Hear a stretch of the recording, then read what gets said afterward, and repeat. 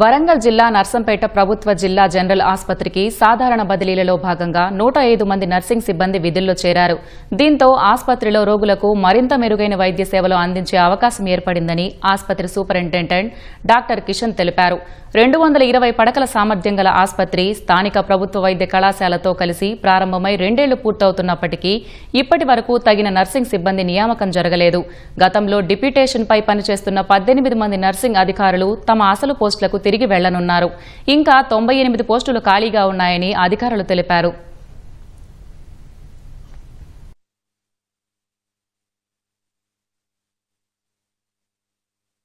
Starting లో మన దగ్గర చాలా తక్కువ మంది నర్సింగ్ ఫ్యాకల్టీ ఉండేవాళ్ళు.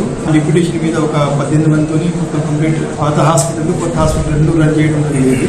ఇప్పుడు మనకి ట్రాన్స్ఫర్ మీద 107 మంది మనకి ట్రాన్స్ఫర్ ఇక్కడికి వచ్చారు. వాళ్ళు నర్సింగ్ ఆఫీసర్స్ వచ్చారు.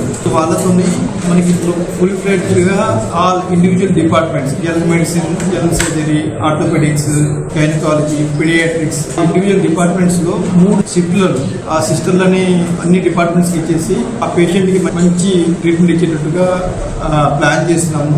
అన్ని డిపార్ట్మెంట్ లో సరిపడా సిస్టర్ని ఉంచేటట్టుగా ప్రయత్నిస్తున్నాము. అండ్ పేషెంట్ కూడా మంచి క్వాలిటీ ట్రీట్మెంట్ ఇచ్చే సిస్టర్, వాళ్ళ ఎక్స్పీరియన్స్ సిస్టర్ ఉన్నారు. ఇవ్వాలని ప్లాన్ చేసుకుంటున్నాం. చిన్న సర్జరీస్, కొన్ని లోకల్ అనెస్థీసియా, కొన్ని స్పైనల్ కూడా ఇక్కడ ఈ కొత్త హాస్పిటల్లో చేసేందుకు ప్లాన్ చేస్తున్నాం.